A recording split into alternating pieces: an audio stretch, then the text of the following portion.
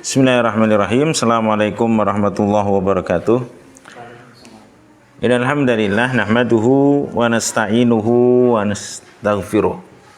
Wa na'udzu billahi min syururi anfusina wa min sayyiati a'malina. May yahdihillahu fala mudhillalah wa may yudlil fala hadiyalah. Wa asyhadu an la ilaha illallah wahdahu la syarikalah wa asyhadu anna Muhammadan abduhu wa rasuluh sallallahu alaihi wasallam la nabiyya ba'dah.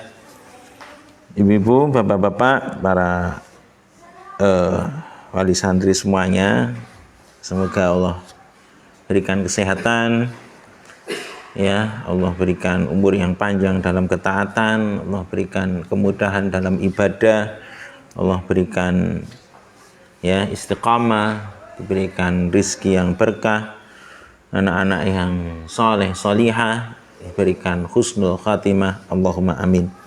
Pada kesempatan malam ini insyaallah biidznillah kita akan kembali melanjutkan ya kajian kita di hadis-hadis ya Arba'in An-Nawawiyah. Ya, semoga Allah memberikan kepada kita semuanya ilmu yang bermanfaat sebagaimana doa yang sering kita panjatkan. Allahumma inni as'aluka ilman nafi'ah wa rizqan thayyiba wa amalan mutaqabbala. Ya Allah, aku mohon kepadamu ilmu yang bermanfaat, bukan hanya sekedar wawasan, tapi ilmu yang memang manfaatnya, berbuah amal, ya. Kemudian melahirkan al-khasyah, rasa takut, ya.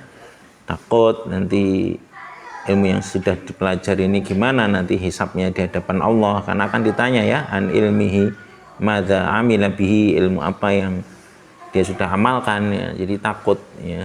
Juga menimbulkan rasa takut ketika akan berbuat dosa dan maksiat karena tahu ya akibat dari dosa tersebut, ya, dari ilmu yang dipelajari. Nah, ini namanya ilmu yang apa tadi? Yang bermanfaat. Ini kita selalu mohonkan kepada Allah agar Allah anugerahkan kepada kita semuanya ilmu yang manfaat. Allahumma inni as'aluka ilman nafi'a wa rizqan thayyiba wa amalan mutaqabbala. Baik, untuk selanjutnya kita akan melanjutkan hadis yang ke-24. Nah, hadis yang ke-24, hadis yang cukup panjang, ya. Ya, kita ringkaskan pembahasan dari poin hadis yang ke-24. Kita baca nggih. An Abi Dzar Al-Ghifari, ya, dari Abu Dzar Al-Ghifari radhiyallahu taala anhu, ya. Kita dengar sahabat siapa? Abu Dzar Al-Ghifari, sahabat yang namanya adalah Jundub ibnu Junadah. Nama asli dari Abu Dzar adalah siapa? Jundub ibnu Junadah dari kabilah Ghifar, ya. Ghifar, ya, kabilah yang dikatakan yang terletak antara Mekah dan Madinah. Kabilah ini dikenal sebagai kabilah yang banyak perampoknya, ya. Kalau ada orang lewat di kabilah tersebut, ya kadang-kadang dirampok, ya, dibiarkan hidup tapi barangnya bisa dijarah. Nah, ini kabilah Ghifar, kabilah yang dikenal dulunya sebagai kabilah ya perampok, ya. Dan Abu Dzar, ya, adalah berasal dari kabilah apa?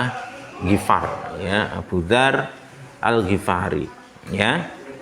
Di antara keutamaan dari sahabat Abu Dzar, ya, sangat banyak, dan hendaklah kita mengenal, ya, keutamaan orang-orang yang mulia agar kita bisa, ya, bisa mencontoh apa yang bisa kita contoh, ya, agar tumbuh kecintaan kepada orang-orang yang mulia, ya.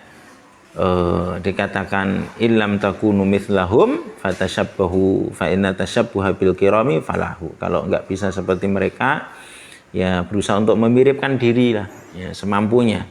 Fa inna tashabbuha bil kirami falahu, karena memiripkan diri dengan orang yang mulia itu falahu adalah sebuah keberuntungan. Dan yang paling pantas untuk kita contoh adalah Rasul sallallahu alaihi wasallam. Laqad kana lakum fi Rasulillahi uswatun hasanah, ya. Ada dalam diri pribadi Rasulullah sallallahu alaihi wasallam adalah teladan yang baik. Jadi kita, ya, membaca sirah Nabi sallallahu alaihi wasallam agar ada kecintaan kepada Nabi sallallahu alaihi wasallam dan pengen meniru.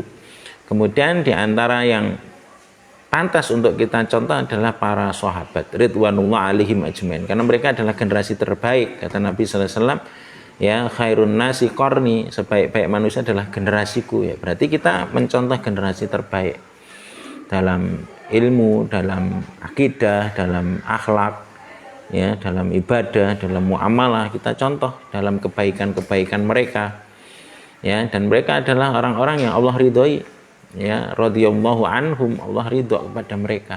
Ya, kita mencontoh orang-orang yang Allah ridhoi, ya, orang-orang yang terlahir sebagai sahabat Nabi yang merupakan generasi terbaik. Nah, di antara sahabat Nabi sallallahu alaihi wasallam adalah Abu Dzar Al-Ghifari radhiyallahu taala anhu.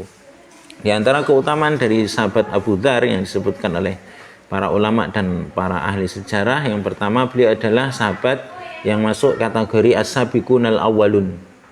As-sabiqunal awwalun yaitu sahabat yang awal-awal masuk apa? Islam. Bahkan dikatakan sahabat di urutan yang kelima. Masya Allah ya. Jadi saat itu yang masuk Islam belum banyak. Di antara yang awal-awal masuk Islam adalah sahabat siapa? Abu Dzar, Jundub ya Ibnu Junadah. Ya, saat Nabi sallallahu alaihi wasallam ya mendakwahkan Islam dan menyatakan sebagai nabi, Abu Dzar mendengar berita itu, kemudian mengutus saudaranya untuk mencari berita. Ya, ketika menyampaikan berita yang diperoleh, Abu Dzar belum puas, kemudian ya datang sendiri ke Mekah. Singkat cerita, kemudian apa? Ya mengikrarkan diri, ya masuk Islam, ya, bersyahadat. Ya, saat itu umat Islam belum banyak, maka dikatakan tadi termasuk as-sabiqunal awwalun. Kemudian Rasul sallallahu alaihi wasallam ya memerintahkan Abu Dzar untuk ya kembali ke kaumnya, ya ke kabilah Ghifar, ya, karena saat itu umat Islam belum kuat, ya khawatir kalau ada apa-apa, maka Rasul sallallahu alaihi wasallam memerintahkan Abu Dzar untuk kembali ke kaumnya, ya gitu. Jadi ini sahabat as-sabiqunal awwalun. Kemudian yang kedua, keutamaan sahabat Abu Dzar adalah sahabat yang pemberani, sahabat yang pemberani dalam menyampaikan ya kebenaran. Ya, maka ketika beliau radhiyallahu taala anhu menyatakan masuk Islam, saat itu kan yang masuk Islam kan belum banyak ya, dan Abu Dzar ini dengan berani itu mengikrarkan keislamannya di hadapan orang-orang Quraisy, ya menyatakan diri, menyampaikan asyhadu alla ilaha illallah wa asyhadu anna muhammadan abduhu wa rasuluh. Maka dikeroyok oleh orang-orang apa? Mekah saat itu, dipukuli ya. Kemudian dilerai sama Abbas bin Abdul Muthalib. Ya, dilerai sama Abbas bin Abdul Muthalib yang saat itu masih musyrik ya. Ya, tapi kan membela Nabi sallallahu alaihi wasallam. Ya, dilerai sama Abbas bin Abdul Muthalib. Ya, paman Nabi sallallahu alaihi wasallam, kemudian ditegur orang-orang penduduk Mekah tadi. Kalian tuh tahu nggak, kalian tuh sedang mukuli siapa? Ini dari kabilah Ghifar. Ya, salah satu kabilah yang kalian kalau melakukan jalur perdagangan nanti ngelewati kabilah Ghifar. Hati-hati kalian gitu. Karena memang kabilah Ghifar itu kan ya ditakuti. Ya, kabilah perampoknya dilepas. Ya, dilepas. Ya. Nah, ini menunjukkan keberanian ya sahabat Abu Dzar Al-Ghifari. Ya. Ya, kemudian di antara keutamaan yang ketiga dari sahabat Abu Dzar Al-Ghifari, dicatat dalam sejarah beliaulah yang pertama dalam mengucapkan salam. Jadi mengucapkan salam kepada Rasul sallallahu alaihi wasallam itu yang pertama kali adalah Abu Dzar. Beliaulah yang pertama kali mengucapkan assalamu alayka ya Rasulullah ya. Kemudian ini menjadi salam dalam apa? Islam. Ya, Masya Allah. Ya, ini sahabat yang dicatat dalam sejarah yang pertama kali apa? Mengucapkan apa? Salam. Assalamualaikum ya Rasulullah. Ya, ini adalah sahabat Abu Dzar yang dicatat dalam sejarah sebagai sahabat yang pertama kali mengucapkan salam kepada siapa? Rasul sallallahu alaihi wasallam dengan salam Islam. Ya. Kemudian yang keempat dari sahabat Abu Dzar Al-Ghifari, keutamanya adalah beliau adalah orang yang bersemangat dalam apa? Dakwah. Ya, bersemangat dalam apa?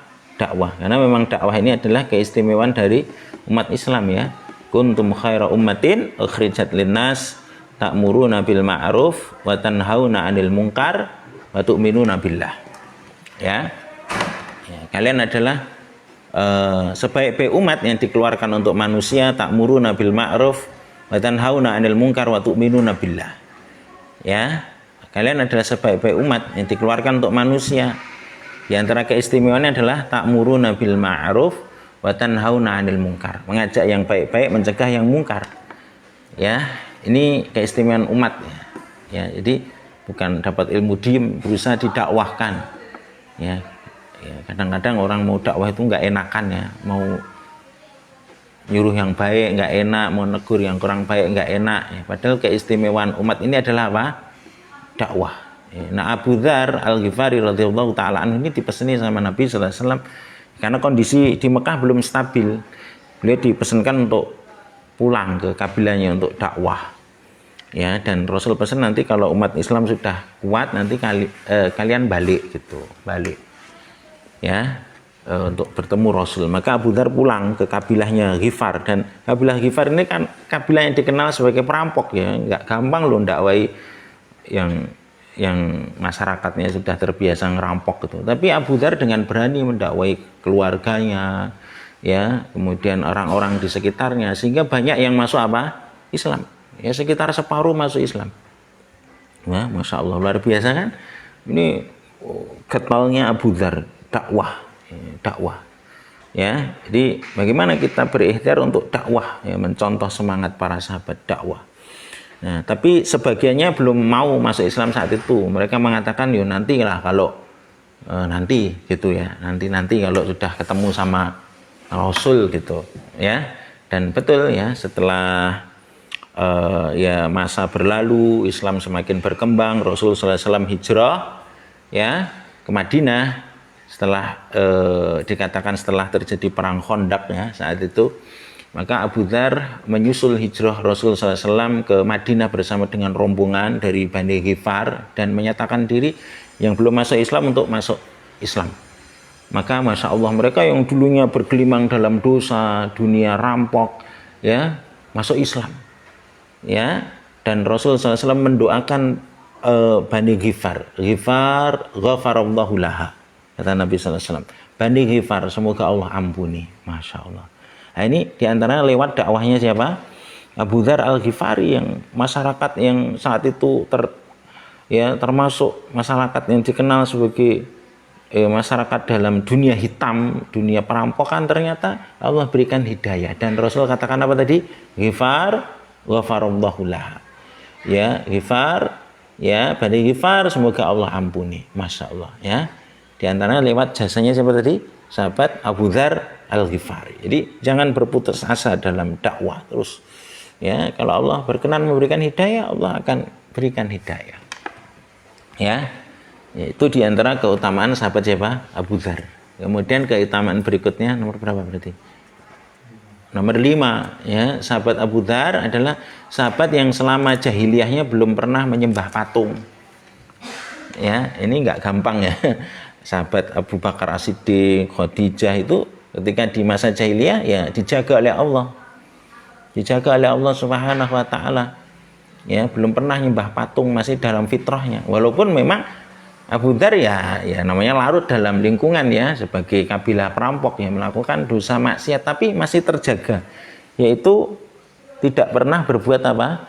Kesyirikan, menyembah apa? Patung. Bahkan disebutkan dalam sejarah itu fitrahnya Abu Dzar itu sholat.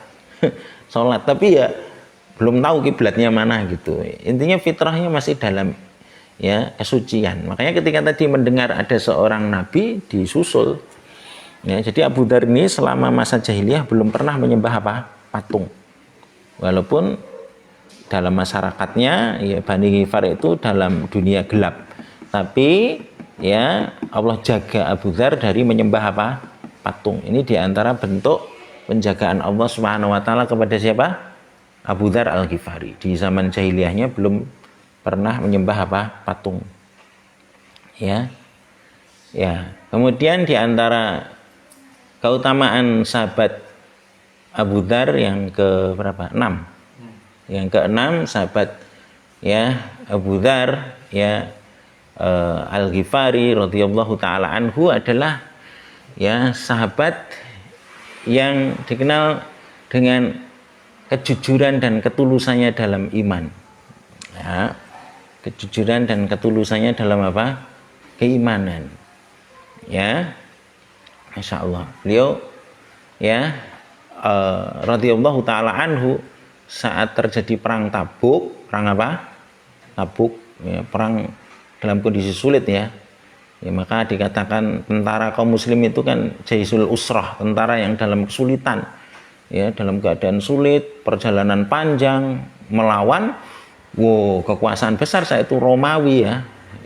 Ya, Rasul bersama sahabatnya bergerak menuju Tabuk dan sebagian orang itu nggak ikut. Ya, maka para sahabat itu ya curhat sama Nabi Shallallahu Alaihi Wasallam. Ya Rasulullah, ini beberapa nggak ikut gitu. Nah, Rasul seorang pemimpin yang bijak ya. Istilahnya nggak terlarut dalam sebagian kelompok kecil yang nggak ikut dalam jihad. Ya sudah, maka Rasulullah SAW menghibur para sahabat. Apa kata Nabi SAW yang maknanya kalau dalam mereka ada kebaikan, nanti mereka akan nyusul kita. Tapi kalau dalam mereka ada keburukan, kalian malah akan dibuat nyaman dari keburukan mereka. Ya, artinya loss ya. Kalau mereka hatinya ada kebaikan, ya nanti akan nyusul kita gitu. Tapi kalau dalam diri mereka ada keburukan, malah kita dibuat apa? Nyaman, nggak mikiri apa? Keburukan mereka, kan malah ngeriwui gitu kan. Ya sudah gitu. Ya sudah. Kemudian ada yang lapor juga.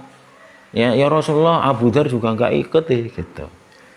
Ya, maka Rasul jawabnya sama. Kalau dalam dirinya ada kebaikan, nanti nyusul.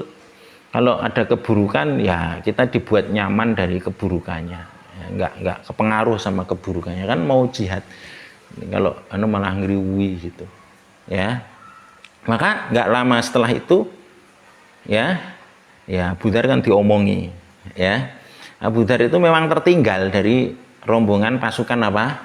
Tabuk dalam jihad tersebut. Ya, karena saat itu Abu Dzar itu nyiapin apa? Kendaraannya, dan kendaraannya agak belot.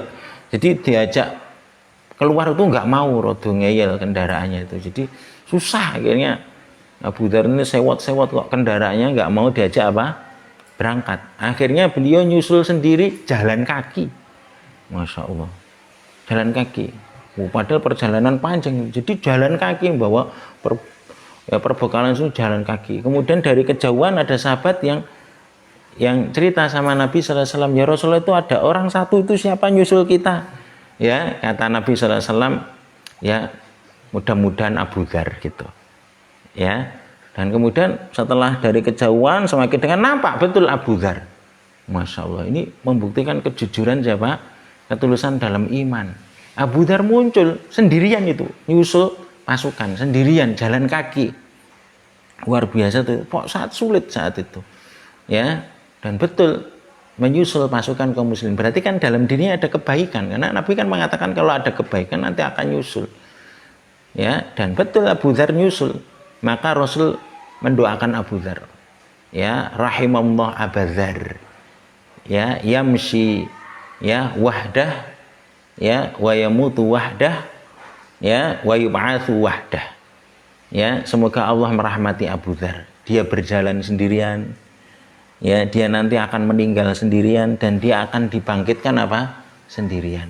Masya Allah. Jadi ya, Rasul mendoakan dengan rahmat untuk Abu Dzar, ya, dengan ketulusannya berani nyusul sendirian.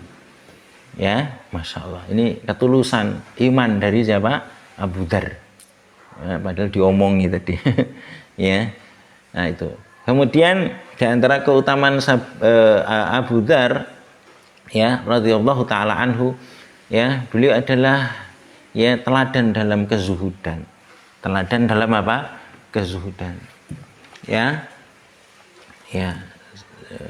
Saat Rasulullah SAW wafat, kemudian pemerintahan dipegang oleh Abu Bakar As-Siddiq, kemudian Umar, kemudian siapa? Utsman. Nah, saat pemerintahan dipegang oleh Utsman, itu kaum muslimin itu dalam masa jaya-jayanya, ya istilahnya gemah lipah loh jidawi, makmur sekali ya.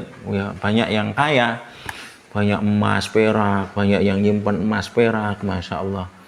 Nah, Abu Dzar ini selalu ngingetin para pemimpin, ya, bawahan-bawahan Utsman, dibacakan ayat, ya, walladzina yaknizuna adz-dzahaba wal fiddata wa la yunfiqunaha fi sabilillahi fabashirhum bi'adzabin alim.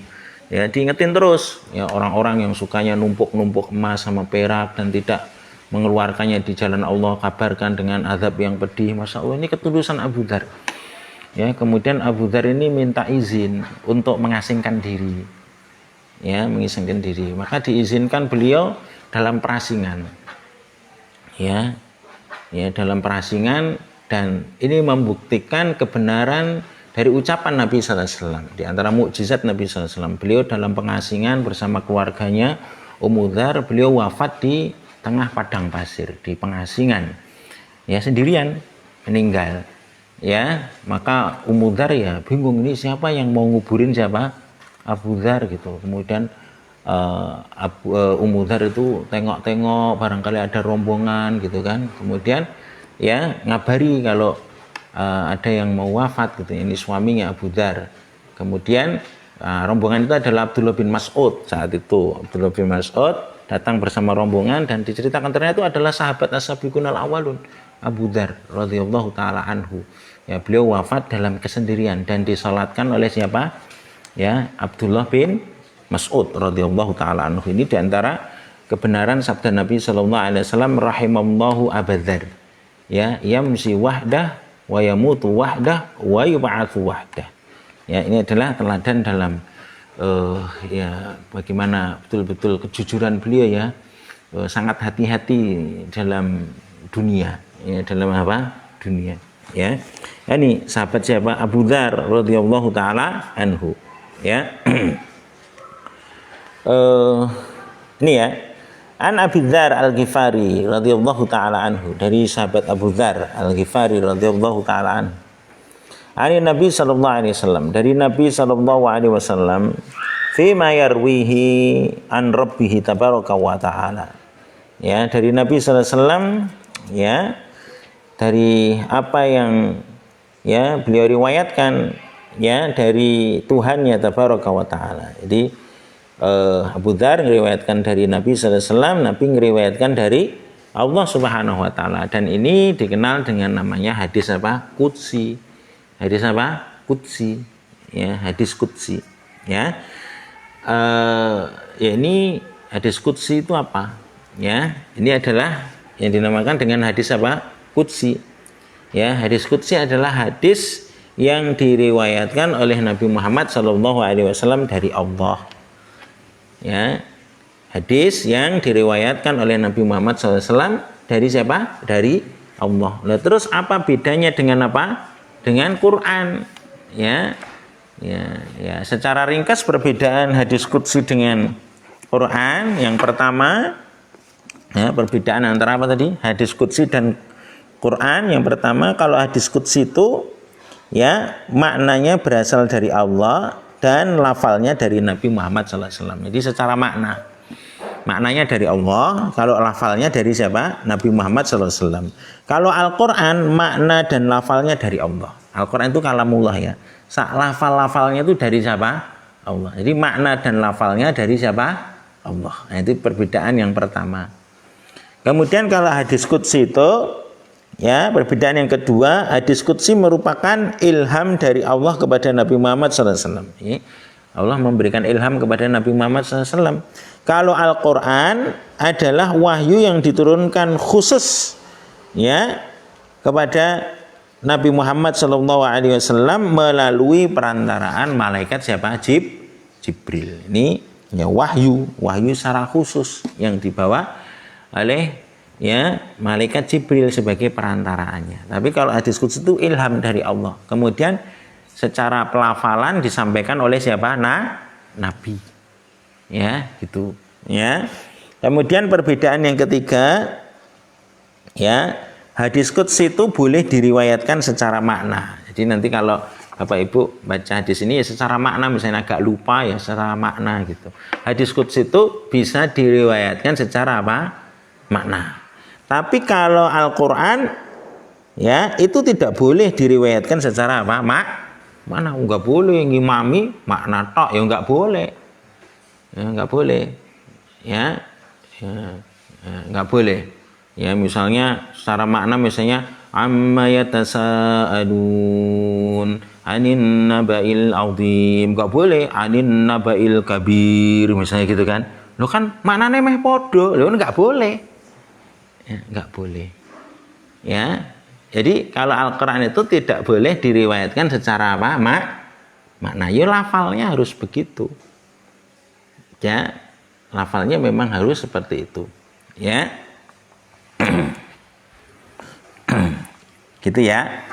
Jadi itu perbedaan yang keberapa tadi? Yang ketiga. Perbedaan yang keempat, hadis qudsi itu terkadang derajat periwayatannya itu sahih dan terkadang dhaif. Nah, kalau hadis qudsi itu kadang sahih, kadang dhaif ya mungkin. Tapi kalau Al-Qur'an itu pasti sahih ya, sebab diriwayatkan secara mutawatir. Kalau Al-Qur'an itu pasti sahih, dijaga oleh Allah Subhanahu wa taala. Ya, inna nahnu nazzalna dzikra wa inna lahu lahafidun. Ya, Allah akan jaga Al-Qur'an. Ya, pasti benar sahih. Ya, secara mutawatir sudah diterima. Ya, enggak mungkin dipalsu. Ya, pasti sahih. Kalau hadis qudsi itu mungkin hadisnya tidak apa sahih. Gitu ya. Itu perbedaan yang keempat. Ya, perbedaan yang kelima, hadis qudsi itu tidak ada pahala khusus ketika membaca hadis qudsi. Namun memiliki pahala secara umum. Ada saat membacanya ya, membaca saat kita belajar hadis. Ya, membaca hadis niatnya belajar ya pahala mempelajari ilmu, tapi per huruf-hurufnya enggak dapat apa? Pahala. Nah, berbeda dengan Al-Qur'an. Al-Qur'an itu mendapat pahala khusus ya setiap hurufnya. Maka ilmu yang paling agung itu kan apa? Quran. Karena bacanya saja per hurufnya dapat apa? Pahala. Man qara'a harfan min kitabillah falahu hasanah wal hasanatu bi asyri amsalihha. Barang siapa membaca satu huruf dalam Quran, dia mendapatkan kebaikan. Kebaikannya dilipatkan 10 kali lipat. Ya, jadi kalau hadis qudsi itu dibaca per huruf enggak dapat pahala. Kalau Quran per hurufnya dapat pahala. Kemudian ya, perbedaan yang keenam, hadis qudsi itu boleh dibaca kapan saja meskipun seorang dalam kondisi junub. Berbeda dengan Al-Qur'an, tidak boleh dibaca ketika seorang dalam kondisi apa? Junub. Ya, dalam kondisi apa? Junub. Jadi kalau junub ya mandi dulu baru baca apa? Quran, ya. Ya, baca Quran. Ya, junub. Ya, tapi berbeda kalau hanya sekedar apa? Hadas biasa, hadas kecil. Ya, kalau membaca tanpa tanpa memegang mushaf ya boleh baca. Tapi kalau junub, hendaklah seorang mandi dulu karena kan cuma sebentar. Ya, cuma apa? Sebentar. Gitu nggih. Jadi ini terkait dengan perbedaan apa tadi? Perbedaan antara hadis qudsi dan apa? Al-Qur'an. Nah, di antara hadis qudsi yang diriwayatkan ini ya, ini anhu qal, bahwasanya Allah berfirman. Hadisnya ini hadis qudsi ya. Kalau dicari di Quran ya enggak ada. Ini hadis apa? Qudsi. Ya ibadi wahai hambaku, inni haramtu zulma ala nafsi, sesungguhnya aku mengharamkan kezaliman atas diriku. Ya. Ya. Apa tuh dolim? Dolim itu adalah wat usai la ala maudhihi, menempatkan sesuatu bukan pada apa? Tempatnya. Itu namanya apa? Dolim. Nah, Allah mengharamkan kezaliman atas dirinya. Walaupun Allah itu mampu berbuat apa saja, tapi Allah itu mengharamkan kezaliman. Enggak mungkin Allah itu apa? Dolim. Ya, walaupun mungkin mampu, tapi Allah enggak mungkin melakukan kezaliman. Makanya kalau dalam di antara ayat kan digandeng, Allah itu azizun hakim. Allah itu aziz, maha perkasa. Namanya kalau makhluk kan kalau punya keperkasaan kadang sok berbuat apa? Dolim, riskan kan. Kalau makhluk punya kekuasaan, keperkasaan kadang ya riskan berbuat dolim, walaupun manusia, namanya manusia ya, pengen berusaha sebaik-baiknya kadang terpancing untuk berbuat apa? Zalim, mungkin dengan kekuatan tubuhnya lebih gede, ya kan? Mungkin dengan kekuasaannya lebih tinggi, kadang riskan untuk berbuat apa? Zalim. Tapi kalau Allah Subhanahu wa taala, Allah itu aziz, maha perkasa, tapi digandengkan sama apa tadi? Hakim, maha bijaksana. Masya Allah. Ini sangat indah sekali ya kalau kita belajar nama-nama dan sifat Allah. Allah itu azizun hakim. Jadi Allah tidak mungkin berbuat zalim. Nah, kalaupun Allah menciptakan neraka, itu bukan karena kezaliman Allah, tapi karena keadilan Allah. Bedakan ya. Ada neraka, neraka itu keadilan Allah, bukan kezaliman dari Allah. Enggak lah, kan orang berbuat buruk mosok disamakan sama orang yang berbuat apa? Baik. Ya, mosok afana jalul muslimina kal mujrimin malakum kaifa tahkumun. Apa kami menjadikan orang yang muslim berserah diri sama dengan orang yang berdosa, orang-orang mujrim, orang-orang yang durhaka? Malakum kaifa tahkumun. Gimana kalian itu? Gimana kalian menetapkan? Kan secara fitrah logika nggak mungkin mosok podo, ya enggak kan? Jadi neraka itu adalah bentuk dari keadilan dari siapa? Allah, bukan kezaliman. Kezaliman itu haram bagi Allah. Allah mengharamkan dirinya untuk melakukan kezaliman. Ya, nggak mungkin. Ya, innallaha la yadhlimu mithqala dzarrah. Allah itu tidak menzalimi hambanya walaupun satu apa? Dzarrah. Nggak mungkin. Ya. Ya, kemudian Allah berfirman dalam hadis qudsi ya, wa ja'altuhu bainakum muharraman fala tadzalamu. Nah, dan aku jadikan kezaliman itu di antara kalian itu diharamkan. Fala tadzalamu, maka janganlah kalian saling apa? Mendolimi. Ya, dan Allah jadikan kezaliman itu diharamkan atas para manusia. Maka jangan saling berbuat zalim. Kezaliman itu bisa terkait dengan darah, bisa terkait dengan harta atau kehormatan. Ya, ya, sebagaimana ya yang disampaikan oleh Nabi Shallallahu Alaihi Wasallam, fa inna dima'akum wa amwalakum wa a'radukum alaikum haram. Sesungguhnya darah-darah kalian, harta kalian, kehormatan kalian itu apa? Haram, nggak boleh diganggu. Ya, ya ini diharamkan. Ya, jadi nggak boleh saling apa? Mendolimi, nggak boleh. Ya. Nah, setelah itu Allah berfirman, ya ibadi kullukum dhalun. Wahai hambaku, kalian itu, ya, setiap dari kalian itu dhalun, tersesat. Ya, nggak tahu ilmu, illa man hadaituhu, kecuali orang yang aku berikan petunjuk kepadanya. Fastahduni ahdikum, maka mintalah petunjuk kepadaku, aku akan apa? Berikan kepada kalian petunjuk. Nah, minta hidayah ini adalah doa yang di antara doa yang terbaik. Minta hidayah ya, itu di antara doa yang apa? Terbaik. Agar ditunjukkan ilmu dan kemudian seorang bisa berjalan di atas ilmu tadi. Ini diberikan hidayah. Oleh karena itu, doa meminta hidayah Allah pilihkan di surah yang terbaik, yaitu surah apa? Al-Fatihah. Dan dibaca, diulang-ulang di ibadah yang terbaik, yaitu apa? Sholat. Yaitu ketika Allah ya memerintahkan hambanya dalam sholatnya untuk membaca Al-Fatihah, Bismillahirrahmanirrahim, Alhamdulillahirrabbilalamin, Ar-Rahmanirrahim, Maliki yaumiddin, Iyyaka na'budu wa iyyaka nasta'in. Iyyaka na'budu wa iyyaka nasta'in. Kemudian apa? Doa ihdinas siratal mustaqim. Nah, ini doa minta apa? Hidayah. Ini doa yang terbaik, yaitu minta hidayah agar kita mendapatkan ilmu ya, yang benar ya, sehingga kita bisa berjalan di atas kebenaran tersebut. Ini hidayah. Di antara hidayah yang paling agung adalah Islam. Ya, ini doa yang terbaik, yaitu minta apa tadi? Hidayah. Maka mintalah sama Allah hidayah. Karena kita itu kadang nggak tahu. Ya, apalagi kita hidup di zaman yang penuh dengan mungkin subhat, antara halal haram, kadang jadi bingung, ya kan? Ya, minta hidayah sama Allah. Ihdinas siratal mustaqim, agar Allah berikan petunjuk, yang halal itu halal, yang haram itu haram, yang benar itu benar, yang salah itu salah, ya, mencari apa? Hidayah, dan agar bisa berjalan di atas hidayah tersebut. Kemudian ya ibadi kullukum ja'iun illa man amtuhu. Wahai hambaku, kalian itu setiap dari kalian itu dalam keadaan lapar kecuali orang yang aku kasih makan kepadanya. Ya, fastat'imuni ut'imkum, maka mintalah makan kepadaku, aku akan beri makan kepada kalian. Kita ini orang-orang yang fakir, butuh sama Allah. Yang ngasih rizki itu Allah. Yang ngasih rizki itu Allah. Wa ma min dabatin fil ardi illa 'alallahi rizquha.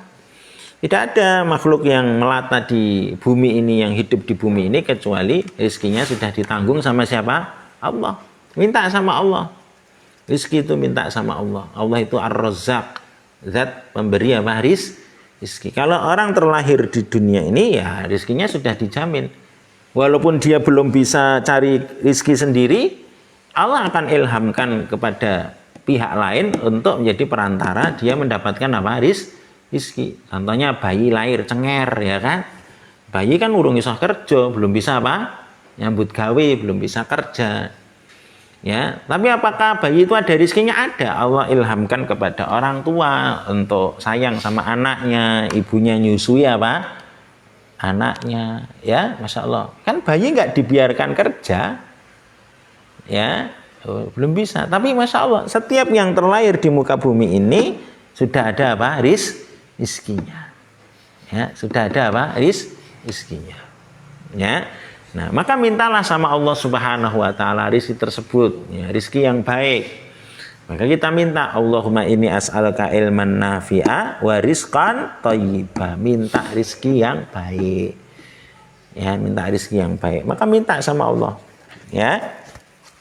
Kemudian, ya ibadi kullukum arin illa man kasautuhu fastaksuni aksukum. Wahai hambaku, kalian itu, hari kalian itu sebetulnya dalam keadaan telanjang kecuali orang yang aku kasih pakaian. Minta pakaian sama aku kasih kalian pakaian. Ya, kita terlahir kan nggak bawa apa-apa, ya. Ya Allah kasih pakaian kepada kita. Ya, dan nanti pada hari kiamat akan dibangkitkan tanpa apa-apa pakaian. Kama bada'na awwala khalqin nu'iduh. Sebagaimana kami memulai penciptaan, manusia terlahir nggak pakai baju, nanti akan dibangkitkan juga pada hari kiamat tanpa apa? Baju. Ya, tanpa baju. Yang ngasih baju siapa? Allah. Ya. Kemudian apa? Ya ibadi, wahai hambaku, innakum tukhti'una bil-laili wan nahar. Wahai hambaku, kalian itu banyak berbuat salah di malam dan siang, ya. Siang malam berbuat salah. Wa ana aghfirudz dzunuba jami'an, dan aku mengampuni dosa semuanya. Fastaghfiruni aghfir lakum, maka mintalah ampun kepadaku, aku akan ampuni kalian. Masya Allah, ya. Ya, kita itu banyak dosanya siang malam. Dosa yang terkait dengan apa? Dengan hati kita. Ya, banyak hasadnya, banyak suudzonnya, banyak takaburnya, banyak riaknya. Macam-macam dosa kita itu banyak, ya. Dosa lisan kita banyak ghibahnya, banyak ucapan kotornya, banyak, ya. Pendengaran kita banyak mendengarkan hal yang tidak baik. Penglihatan kita mungkin banyak melihat yang tidak baik, ya. Tangan kita, kaki kita, ya, banyak banget dosa kita, ya. Ibaratnya hampir setiap hari itu kita banyak melakukan dosa, dan kadang manusia itu nggak sadar, kan. Maka pada hari kiamat manusia akan tahu terhadap apa yang dia lakukan, yang mungkin dia di dunia lupakan itu. Alimat nafsum, ya, ma'ahdorat. Ya, setiap manusia akan tahu apa yang dulu dia lakukan, termasuk dosa-dosanya. Ya, maka Allah ingatkan dalam hadits qudsi, ya manusia, wahai hambaku, ya kalian itu banyak berbuat dosa siang dan malam, dan aku mengampuni dosa, ya, dosa semuanya aku ampuni. Fastaghfiruni aghfir lakum, mintalah ampunan sama aku akan ampuni. Ya, Masya Allah, betapa baiknya Allah Subhanahu wa taala. Ya, Allah itu Masya Allah sangat sangat baik. Tapi kadang sifat baiknya Allah ini kadang malah justru membuat manusia itu tertipu, malah justru terlena. Ya, makanya Allah kan firmankan, ya ayyuhal insanu ma gharraka birabbikal karim. Wahai manusia, apa yang menjadikan kalian itu terperdaya, tertipu sehingga kalian itu durhaka sama Allah yang Maha Karim. Karim itu kan maknanya yang pertama, ya, di antara makna karim itu jawad, Allah dermawan. Allah saking baiknya terus manusia jadi tertipu saking baiknya Allah. Ya, manusia itu kadang-kadang ya memang manusia ya.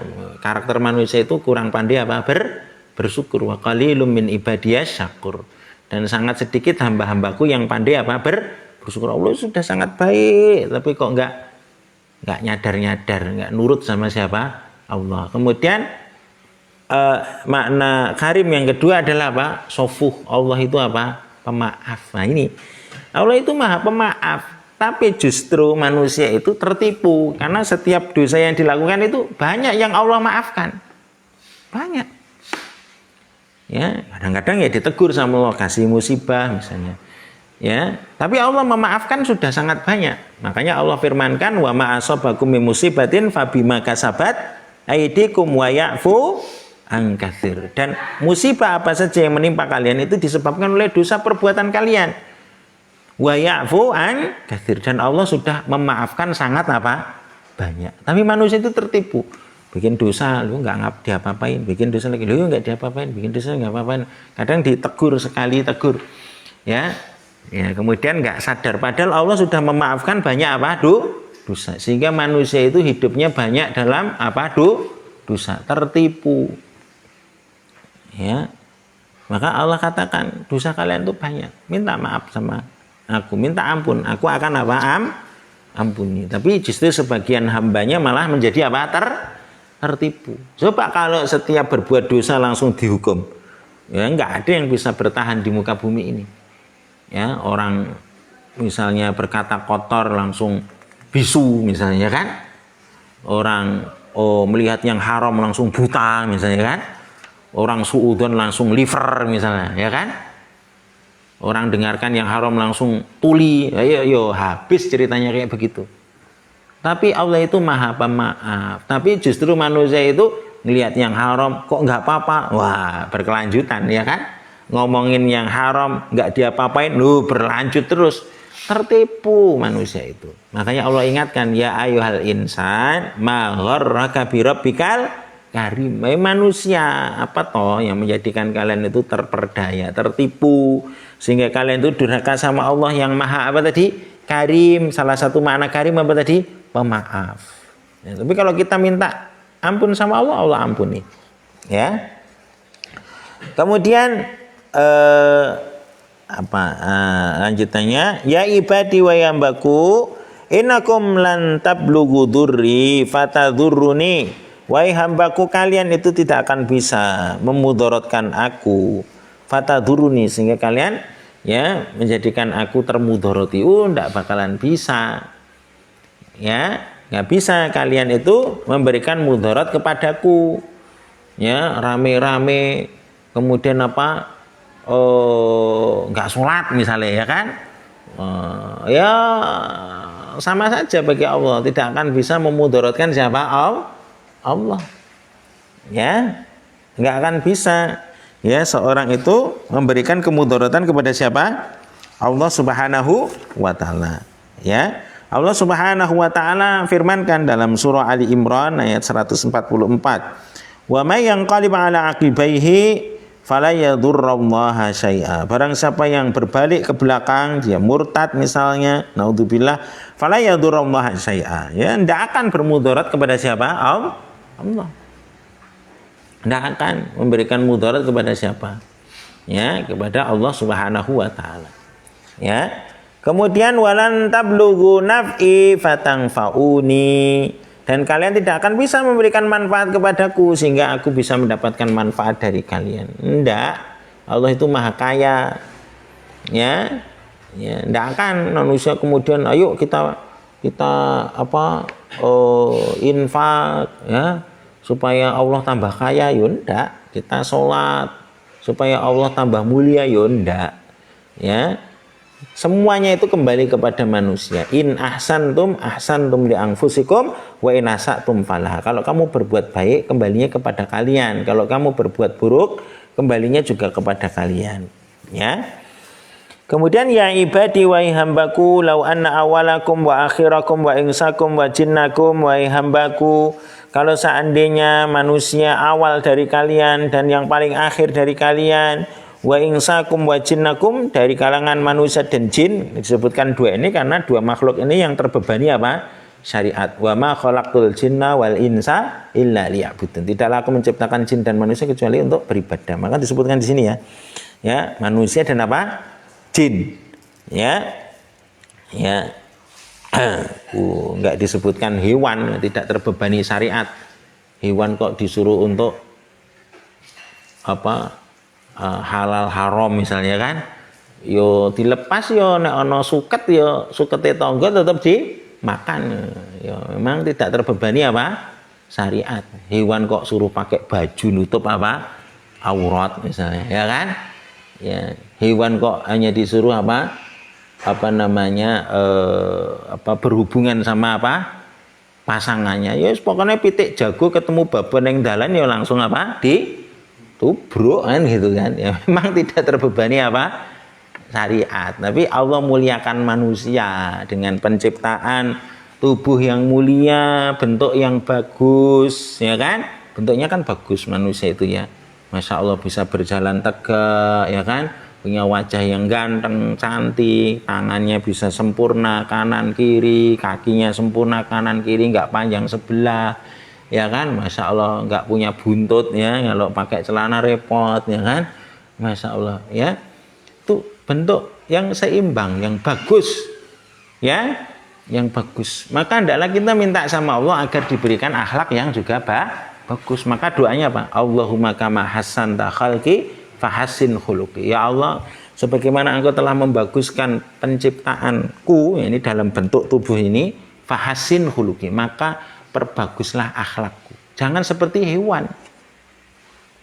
Jangan bentuknya kayak manusia, karakternya seperti apa hewan. Enggak tahu halal apa haram. Ya, hewan pokoknya senang tubruk. Ya enggak boleh. Ya, bukan miliknya diambil. Itu kayak hewan. Ya, masya Allah.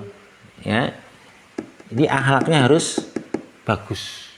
Ya, jangan seperti apa hewan. Allahumma kama hassanta khalqi fahassin khuluqi. Ya, fahassin khuluqi. Ya Allah, sebagaimana Engkau telah membaguskan apa namanya ciptaanku ya, dari bentuk ini, maka baguskan apa akhlakku.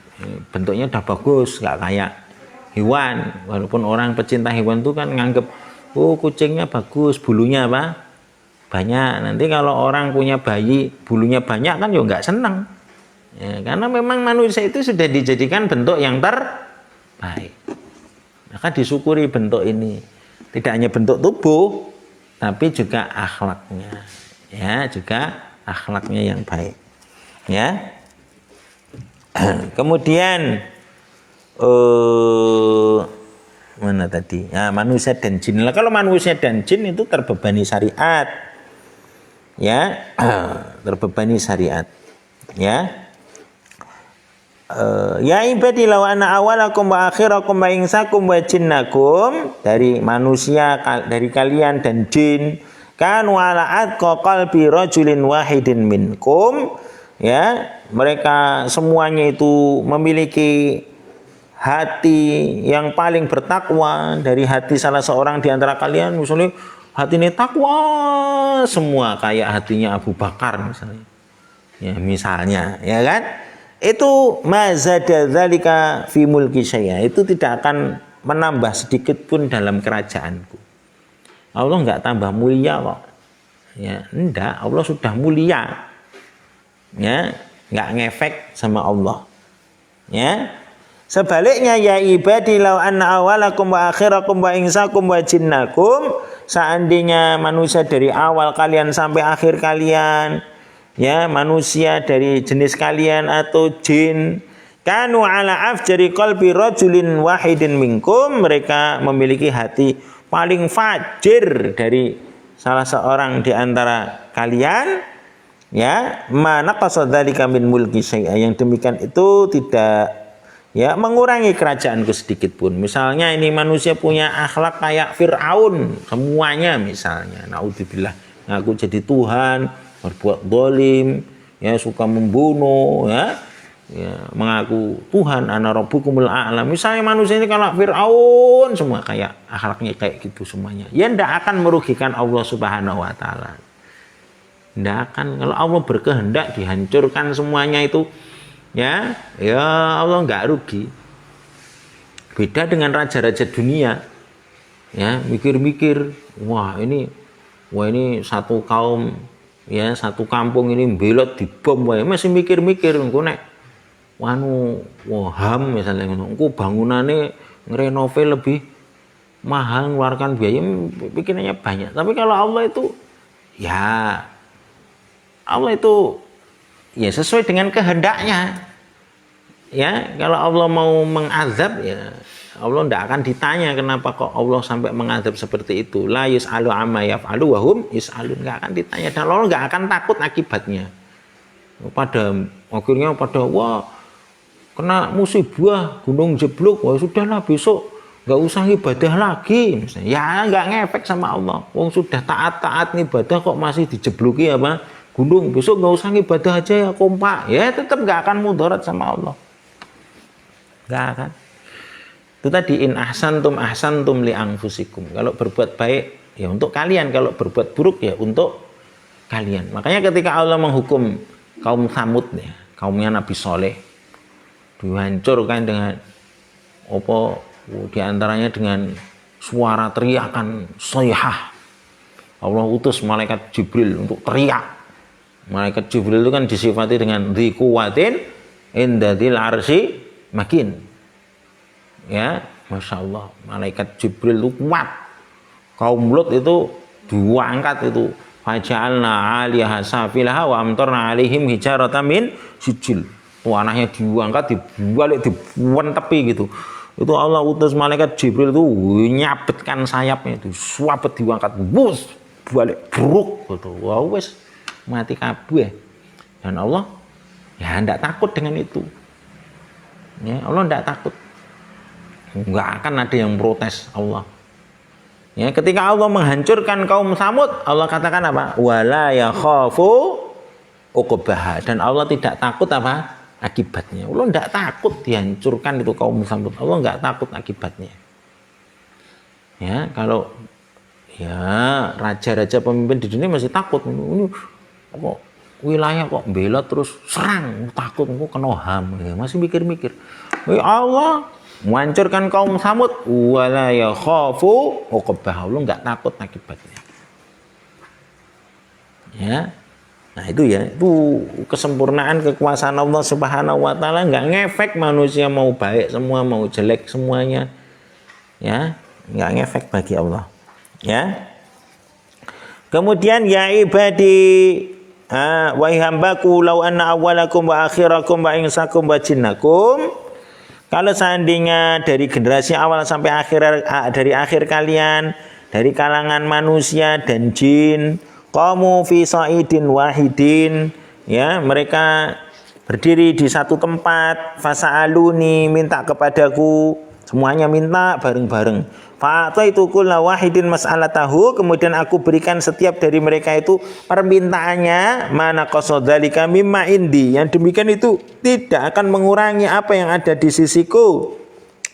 Illa kama yang kusul mikhyat idza udkhilal bahr, kecuali ibarat hanya semacam ya jarum yang dicelupkan dalam lautan dengan air yang begitu banyak, itu enggak akan berkurang airnya, kecuali ibaratnya yang terbekaskan di jarum tadi, cemplungnya pluk diangkat, yo enggak ngefek. Kekayaan Allah sangat luas, langit dan bumi luar biasa. Walillahi mulkus samawati wal ard, kekuasaan Allah, kerajaan Allah langit dan bumi. Bumi itu kemung sauplik, ya kan? Bumi dibandingkan alam semesta ini, oh, ya enggak ada apa-apanya, ya kan? Ya, manusia minta apa misalnya? Ya tidak ada apa-apa. Maka mintalah sama Allah yang sebanyak-banyaknya. Ya, kalau Allah ngasih semua nggak akan berkurang kerajaan Allah. Ya, nggak akan berkurang. Ya, bumi dibandingkan alam semesta itu cuma sauplik ibaratnya. Ya, kerajaan Allah sangat luas. Ya, Allah nggak akan berkurang kerajaannya sedikit pun. Ya, dengan permintaan manusia kalau dipenuhi semuanya. Maka kalau minta sama Allah jangan terlalu imit-imit, minta yang banyak, yang baik. Kalau minta surga, surga yang tinggi, surga Firdaus. Ya, minta sama Allah. Ya, yang terbaik untuk dunia akhirat kita. Ya. Kemudian apa? Disebutkan di sini, ya ibadi innama hiya a'malukum, wa hambaku, itu adalah amalan kalian. Usihalakum, aku catat untuk kalian.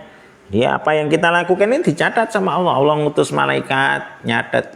Ada di sana kiraman katibin ya'lamu nama taf'alun. Ada malaikat yang mulia. Ya, yang tugasnya nyatat. Ya'lamu nama taf'alun, yang mengetahui apa yang kalian kerjakan. Ya, ma yalfidhu min qaulin illa ladaihi raqibun atid. Ya, tidak ada ucapan yang diucapkan manusia yang terlontar dari lisan mereka kecuali ada malaikat yang mengawasi hadir. Catat semuanya lengkap. Malaikat tugasnya hanya nyatet. Ya, seakan ya sebenarnya yang nulis kita sih. Yang nulis catatan amal itu kita. Malaikat kan cuma nyatet nanti akan diserahkan pada hari kiamat, disuruh baca catatan amalnya sendiri-sendiri. Iqra kitabak kafa binafsikal yauma 'alaika hasiba. Nih baca nih kitabmu sendiri, baca. Cukuplah kamu sebagai penghisap diri kalian sendiri, baca nih. Manusia pada lupa ternyata. Ya, ahsahullahu wa nasuh. Ya. Yauma yab'atsuhumullahu jami'an fayunabbi'uhum bima amilu. Ahsahullahu wa nasuh. Pada hari ketika Allah membangkitkan manusia, fayunabbi'uhum bima amilu. Allah akan kabarkan dari apa yang mereka kerjakan. Kemudian ahsahullahu wa nasuh. Allah mencatat semua yang dilakukan manusia. Wa nasuh, manusia sudah lupa. Manusia itu pelupa ya. Nanti akan dijadikan ingat. Alimat nafsum ma qaddamat wa akharat. Manusia itu akan ingat apa yang dia dulu sudah kerjakan dan dia lalaikan. Ingat.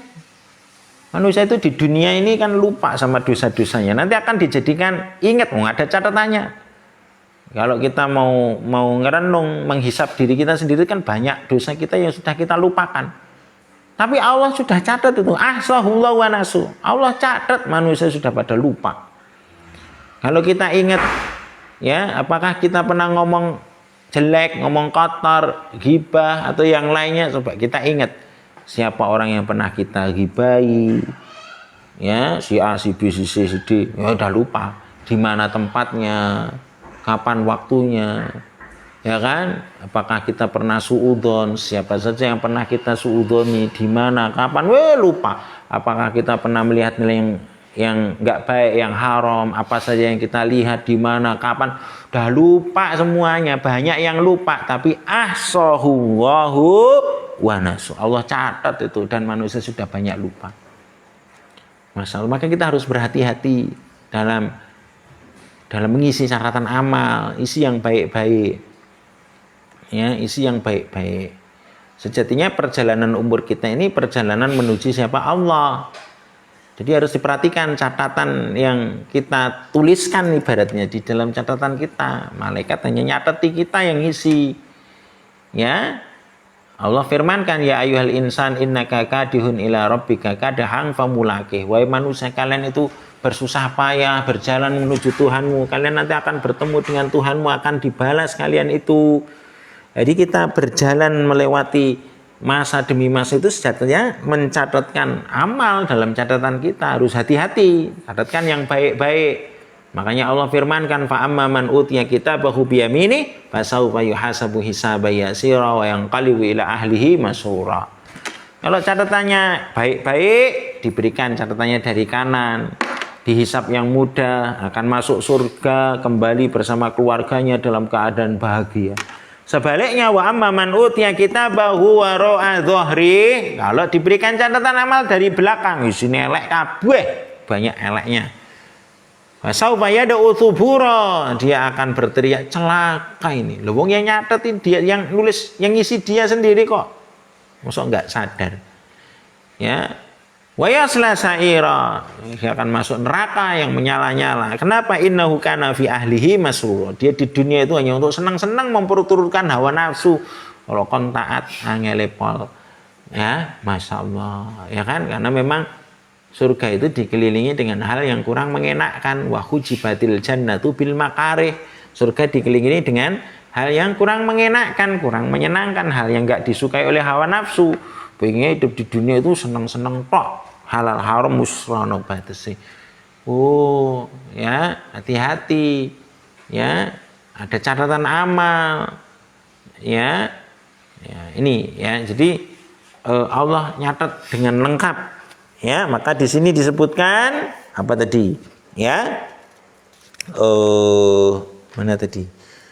Ya ibadi innakum innama hiya a'malukum uksiha lakum. Aku catat loh untuk kalian.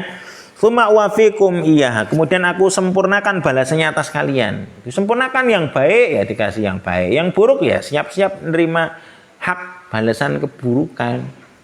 Ya, maka di sini disebutkan faman wajada khairan, kalau dia mendapatkan kebaikan falyahmadillah, maka adalah dia memuji Allah. Wa man wajada ghaira dzalika, kalau mendapatkan selain itu, kok dapatnya itu yang enggak baik, fala yalumanna illa nafsan, hendaklah dia jangan mencela kecuali diri sendiri. Wong dia yang ngisi kok. Maka kadang dia kaget, mali hadzal kitab la yughadiru saghiratan wala kabiratan illa ahsaha wa wajadu ma'amilu hadira wala yadhlimu rabbuka ahada. Oh, buku catatan apa ini? Nah, kok kaget, wong dia sendiri yang ngisi kok.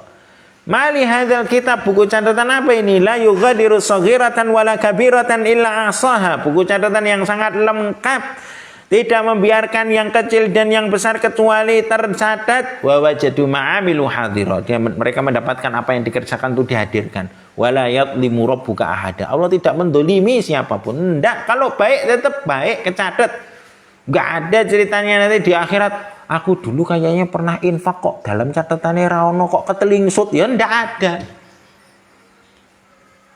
Ya, ya, aku dulu pernah berdoa sama Allah sampai nangis-nangis takut terhadap peristiwa dahsyat di hari kebangkitan sampai meneteskan air mata. Lu kok ora kecatet? Enggak.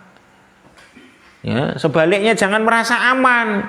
Pas hari hisab, wah, aku dulu pernah dosa. Muga-muga ora kecatet. Muga-muga malaikate ngantuk. Ya ora. Kecatet semuanya. Wala yadhlimu rabbuka ahada.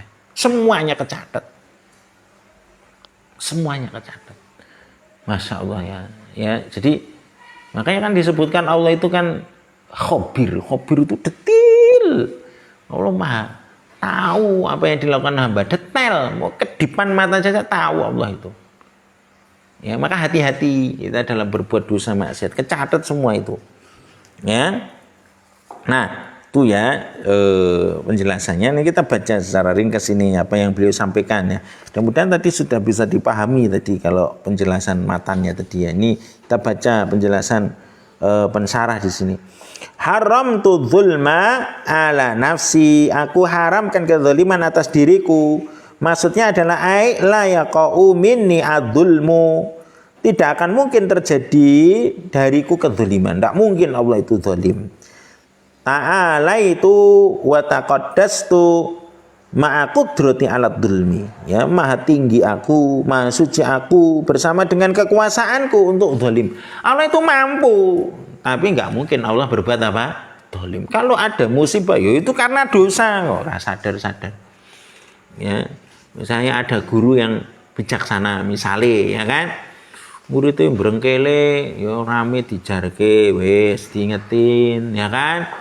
Gojekin koncone, nglempari kapur, ya kan, ngrebuti catatan temene ya wis ditoke, pelajaran enggak nyatet ya wis ditoke, dimaafke, ya. Kemudian wah mungkin keterlaluan dia, ya. Kemudian apa, mungkin ya apa misalnya makan pisang terus kulitnya ditaruh di dekat jalan di tempat untuk jalan teman-temannya kepleset gurune wah iki suka banget anake didatangi dijewer war mesti kuwi kok yo nakal dijewer pisan langsung muring-muring ngambek ya kan padahal sudah banyak apa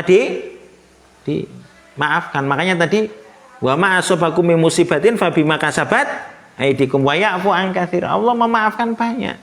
Dan nggak mungkin guru yang bijaksana itu jewer tanpa apa tadi? Sebab. Tapi kadang muridnya rasa sadar, ngapa jewer aku lho, awakmu ki kebangetan kok. Rasa sadar. Ya, jadi Allah itu mampu memberikan azab kepada para hambanya, tapi Allah itu tidak mungkin berbuat apa? Dolim, tidak mungkin. Maka para hamba hendaklah berintrospeksi. Karena Allah itu ahkamul hakimin, zat yang maha bijaksana. Allah itu maha bijaksana. Wong guru bijaksana saja nggak mungkin jewer muridnya kalau nggak ada apa-apa kok. Ya kan? Ya, kalau seorang tertimpa musibah ya mungkin tuh ada sesuatu introspeksi. Ya, introspeksi. Ya. Kalau musibah itu mungkin berturut-turut ya mungkin ada dosa yang belum ditobati. Ya, dicari akarnya. Ya. Karena dosa itu mengundang apa? Musibah, masalah, keruwetan. Ya, diantaranya ya, maka hendaklah dia segera bertobat kepada Allah. Ya. Kemudian di sini disebutkan fastahduni. Mintalah petunjuk kepadaku, utlubu minni al-hidayah, mintalah kepadaku hidayah. Ya, istaksuni mananya adalah utlubu minni al-kisa, mintalah kepadaku pakaian. Wastaghfiruni mananya apa? Utlubu minni al-maghfirah, minta kepadaku ampunan. Ya. Fal alifu wasin wata ini kan ya ada wastaghfiruni berarti ada alif, sin dan apa? Ta. Ya kan gitu dalam bahasa Arab ya. Fil ghalib biasanya ya kulluha sata'ti bimakna tolab ya biasanya itu datang dalam konteks at-tolab permohonan permintaan ya misalnya istami berarti minta agar didengarkan dengan baik ya kan asalnya kan sami'a istama'a berarti ya dengarkan dengan baik istami misalnya ya biasanya minta dengarkan dengan baik ya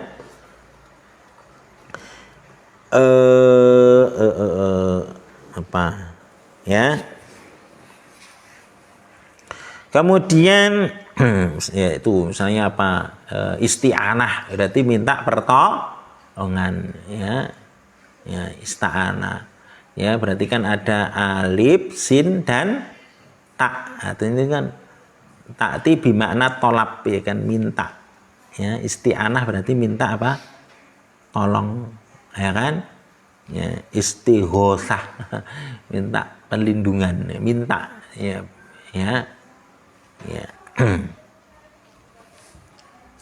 istisqa apa berarti minta hujan jadi datang dengan makna apa tadi tolab minta ya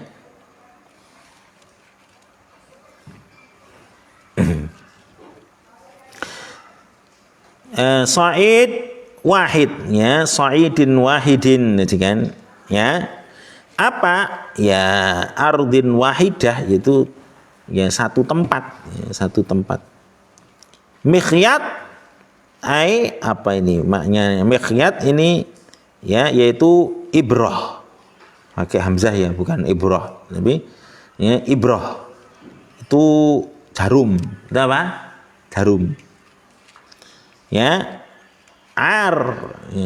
ya artinya muftaqirun lilibas butuh baju butuh pakaian kemudian apa ini faedahnya kita bacakan ini faedah yang pertama al haditsu dalilun ala idhami jurmi adzulmi hadis itu menjadi dalil apa dalil ala idhami jurmi dzulmi atas besarnya ya kejahatan kezaliman. Nah, Karena ini haram tuh zulma ala nafsi. Aku haramkan kezaliman. Ini dosa ini. Terlebih di bulan haram. Bulan haram ini kita masuk bulan haram. Ini bulan apa? Rajab. Bulan haram. Kalau melakukan kezaliman di bulan haram, dosanya dilipat. Karena Allah terkait dengan bulan haram menyebutkan apa? Ya, fala tadlimu fihinna anfusakum. Jangan kamu berbuat zalim. Kezaliman kan haram di semua bulan, tapi di bulan haram kezalimannya dilipat gandakan. Maka Ibnu Abbas mengatakan, ya, faja'ala dzanba fihinna a'zam wal ajra wal amal salih wal ajra a'zam. Kalau amal saleh juga dilipatkan pahalanya. Dosa dilipatkan karena berada di bulan haram. Salah satunya apa? Rajab. Kita di bulan Rajab.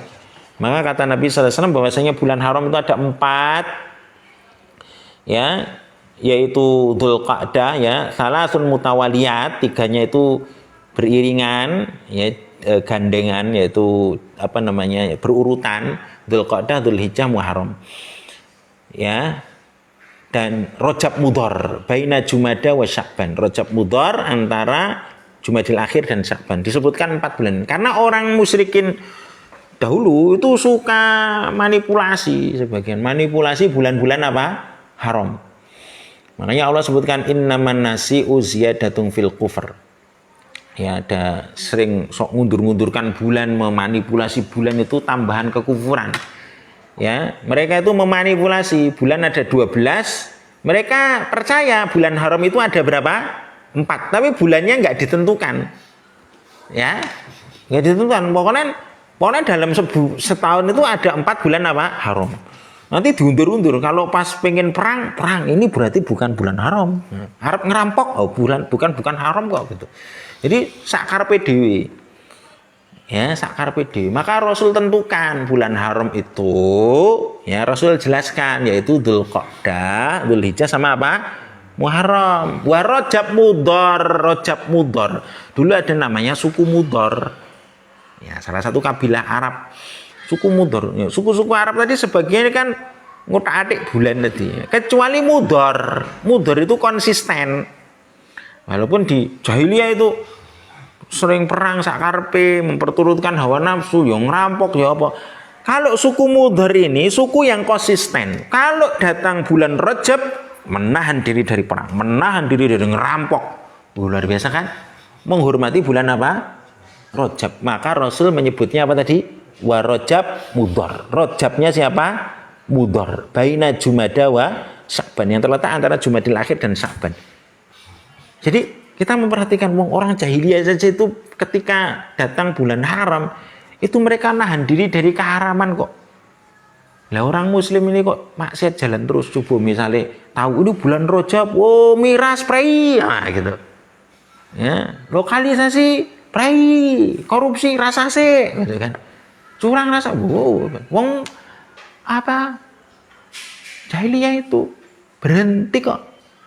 Ya, Rasul mengatakan apa tadi? Wa Rajab Mudhar. Rajabnya Mudhar yang konsisten ini. Ya, baina Jumada wa Sya'ban. Ya, kita perhatikan ini, kita masih di bulan Rajab. Gitu nggih. Ini kedzaliman, terkait kedzaliman ya, utusannya tambah gede, tambah besar. Ya. Nah, ini haram tu zulma ala nafsi wa dzalika likamali adlihi. Ini adalah karena kesempurnaan keadilan Allah. Ya, wa dzulmu bin nisbati lil makhluk. Kedzaliman kalau ditinjau dari makhluk itu ala nau'ain, itu ada 2 jenis. Dzulmul abdi li nafsihi. Kedzaliman seorang hamba kepada dirinya sendiri. Wa dzalika syirik, bisyirik, misalnya syirik. Wasairil ma'asi, dan seluruh kemaksiatan. Nah, syirik ini kedzaliman paling besar. Dzalim tadi apa? Meletakkan sesuatu bukan pada tempatnya. Karena hak ibadah itu tempatnya diperuntukkan untuk siapa? Allah. Lah kok meletakkan ibadah kepada jin, kepada batu, kepada pohon, kepada kuburan keramat, itu kepiye? Kan nggak boleh. Artinya ini meletakkan hak ibadah bukan pada tempatnya, ya, kepada selain Allah. Maka ini namanya syirik, juga disebut apa? kezaliman. Makanya inna syirka la dzulmun azim. Kesyirikan itu kezaliman yang besar ya. Makanya disebut kezaliman juga. Ya, dan juga kemaksiatan karena dolim itu ya, dolim ya. Wa dzulmu ghairihi, ya, kezaliman kepada orang lain ya, dengan ngambil barangnya ya kan ya, itu kezaliman ya. Ya karena barangnya dia kok malah diambil, kan bukan haknya ya, ini namanya apa? Dolim ya. Nah itu kezaliman ada dua, kezaliman terhadap diri sendiri dan kezaliman kepada siapa? Orang lain. Ini haram semuanya. Wal ibadu kulluhum muftakiruna lillahi jalla wa ala bil hidayah. Dan para hamba itu semuanya butuh kepada Allah dengan hidayah. Wa yatafawatuna fil iftiqari. Tapi mereka itu berbeda-beda tingkatan dalam butuhnya kepada Allah. Lidzalika naqul, oleh karena itu kita mengucapkan ihdinas siratal mustaqim. Kita selalu berdoa, ya Allah tunjukkan aku jalan yang lurus. Wa a'dhamu anwa'il hidayah, dan yang paling agung dari jenis hidayah huwa al hidayah li talabil ilmi. Hidayah untuk mencari ilmu. Jadi kalau ada orang itu dianugerahkan ilmu itu bersyukur. Itu anugerah itu. Karena man yuridillahu bihi khairan yufaqihu fiddin. Barang siapa yang Allah kehendaki kebaikan untuknya, Allah akan pahamkan dia urusan agama. Barang siapa terilhamkan mendapatkan hidayah untuk ilmu, seakan-akan dia dimudahkan jalannya menuju apa? Surga. Man salaka tariqan yaltamisu fihi ilman sahalallahu lahu bihi tariqan ilal jannah. Barang siapa menempuh satu perjalanan untuk mencari ilmu, Allah akan mudahkan baginya jalan menuju surga. Maka hidayah yang paling besar di antaranya adalah hidayah ilmu. Ya, hidayah ilmu, ya. Kemudian li'annahu bihi tajma'u lahu kulla anwa'il khair, karena ilmu itu mencakup semua jenis kebaikan. Ya, gitu. Kemudian al-ibadu kulluhum muftakiruna li anwa'ir rizq. Para hamba itu semuanya butuh kepada berbagai jenis rizki. Wal fadli minallahi jalla wa ala. Ya, dan keutamaan dari Allah. Mereka butuh fit ta'am, butuh makan, fir rizq, butuh rizki, wal kiswah, butuh baju, wa jami'i masalihid dunya wal akhirah, butuh terhadap segala sesuatu kemaslahatan yang dibutuhkan hamba dalam urusan dunia akhiratnya. Kemudian yang keempat, idzu muhajatil abdi ibad lirruju'i wa taubati, ya. Keagungan seorang itu butuh untuk kembali dan tobat kepada Allah. Wa talabil maghfirah minallah, memohon ampun kepada Allah. Ya, jalla wa ala fa huwa 'azimul maghfirah. Ya, ini adalah ya ampunan yang sangat besar dari Allah Subhanahu wa taala. Allah akan kasih ampunan. Ya, dosanya kayak apa diampuni sama Allah, semua dosa. Ya, kalau tulus ya. Wal istighfar ala wajhain. Istighfar itu ada dua bentuk. Nah, minta ampun ini penting ini. Minta ampun itu ada dua bentuk. Yang pertama tolabul maghfirah, mencari ampunan bil lafzi, dengan ucapan. Yaqulu rabbighfirli, rabbighfirli, ya Allah ampuni aku, ampuni aku. Ini juga namanya minta ampun dengan lafaz rabbighfirli, rabbighfirli, rabbighfirli gitu. Kemudian yang kedua, thalabul maghfirah bil mukaffirat, yaitu mencari ampunan dengan perkara-perkara amalan yang menghapus dosa. Ai mukaffiratid dzunub. Ya, yaitu penghapus dosa. Masalan, contoh qaulun Nabi sallallahu alaihi wasallam, man qala subhanallah wa bihamdi mi'ata marrah ghufirat lahu khotoyahu. Barang siapa yang mengucapkan subhanallah wa bihamdi, ya 100 kali diampuni dosanya. Berarti dia dengan amalan penghapus dosa. Seperti banyak amalan seperti misalnya umrah, wal umratu ilal umrati, ya, yaitu umrah satu ke umrah yang lain itu mukaffiratun, ya, lima bainahuma, yaitu bisa menghapus dosa antara keduanya, misalnya seperti sholat Jumat dan yang lainnya, seperti puasa Arafah, puasa Asyura, itu juga bisa menghapus dosa. Ini juga namanya thalabul maghfirah, tapi dengan amalan penghapus apa? Dosa. Kemudian al-haditsu dalilun ala ghinallahi jalla wa ala. Hadis itu menjadi dalil atas kekayaan Allah, wasa'ati ghinahu, dan luasnya kekayaan Allah. Fala tazidu ta'atul makhluk syai'an. Maka ketaatan makhluk tidak bisa menambah sesuatu dari kekayaan Allah. Wala tangkusu maksiatul asin min mulkihi syai'a. Dan kemaksiatan para makhluk, orang-orang yang bermaksiat itu tidak akan mengurangi kerajaan Allah sedikit pun. Betugal kabeh kayak Fir'aun, kayak Qarun, tidak akan mengurangi kerajaan siapa? Allah.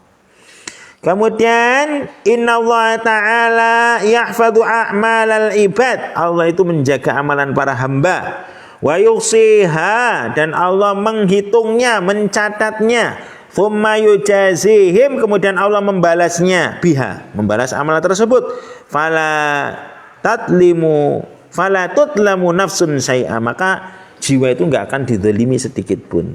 Karena sudah detail dan lengkap, enggak mungkin. Dari kebaikan nggak akan terlewatkan, dari keburukan demikian pula. Kemudian yang ke-7, al-haditsu fihi isyaratun, hadis tersebut ada isyarat ila muhasabatin nafsi, untuk muhasabah jiwa, wan nadm ala dzunub, menyesali dosa-dosa, wa dzalika min qaulihi, itu terkait dengan firman Allah Subhanahu wa taala dalam hadis qudsi, fala yalumanna illa nafsa. Jangan mencela kecuali diri sendiri. Introspeksi dong, kalau besok ternyata dapat balasannya ya introspeksi, baik di dunia atau di akhirat. Kena musibah, introspeksi, dosaku apa? Para salaf itu dulu gitu. Kalau ndelalai bojone ngeyelan, kendaraane ya rada bangkang, introspeksi, jangan-jangan saya bangkang sama Allah. Al jazaa'u min jinsil amal. Balasan itu sesuai dengan perbuatan. Kok aku dibalas dengan keluargaku yang rada ngeyel, barangkali saya itu ngeyel sama Allah. Loh, itu namanya introspeksi, itu di dunia, apalagi di akhirat.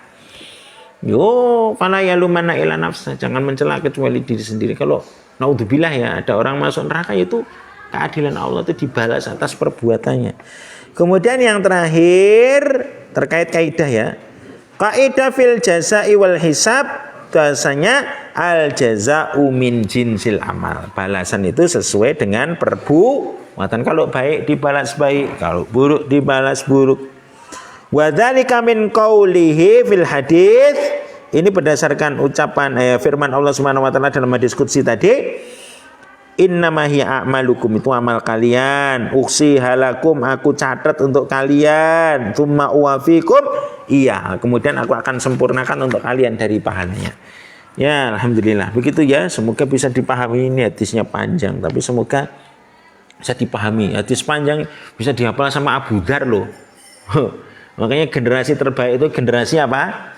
Sahabat yang mereka kokoh dalam iman, bagus dalam akhlak, kokoh dalam apa?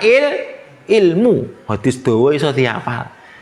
Ya, makanya para sahabat itu generasi yang terbaik. Kita mencintai Nabi, kita ya Allah, ya pengen ketemu sama Nabi sallallahu alaihi wasallam, bisa mendampingi Nabi sallallahu alaihi wasallam. Loh, tapi kan Allah tahu ukuran keimanan kita. Loh, kalau misalnya model kayak kita ini dilahirkan di zaman Nabi sallallahu alaihi wasallam, apa ya terus kuat dengan ujian kayak Bilal, kayak keluarga Yasir, hijrah, berat. Apalagi untuk nyampaikan ilmu, ya kan? Loh, disampaikan hadis dari Nabi sallallahu alaihi wasallam, sekarang burung dong, sesok lali. Ya, repot. Nanti generasi berikutnya gimana mau dapat ilmu? Ini Abu Dzar ini hadisnya dawa banget. Apal. Nah, kalau kita wis dijelaskan rapal radong meneh ya kan? Ya, Masya Allah. Jadi ini keunggulan dari apa? Para sahabat. Mereka adalah sahabat yang a'lam wa aslam. Mereka adalah sahabat generasi yang paling berilmu dan paling selamat dalam akidah mereka. Ya, mungkin gitu ya. Semoga manfaat. Allah taala alam. Wassallallahu ala nabiyina Muhammadin wa ala alihi wasallam. Subhanakallahumma bihamdika asyhadu an la ilaha illa anta astaghfiruka wa atubu ilaik. Assalamualaikum warahmatullahi wabarakatuh.